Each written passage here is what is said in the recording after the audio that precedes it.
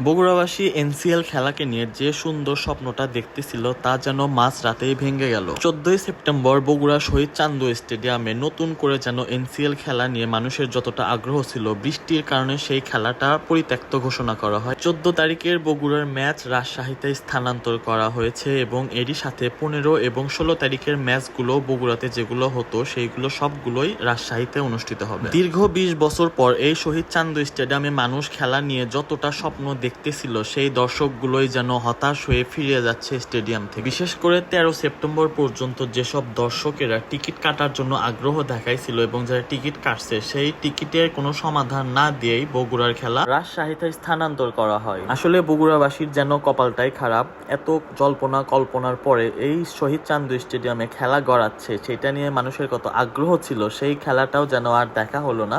এটা আসলে bad lucky বলা যায়। এই ছিল বগুড়ার এনসিএল এর সর্বশেষ আপডেট। ভিডিওটি সবার মাঝে শেয়ার করে দিবেন। ধন্যবাদ সবাইকে।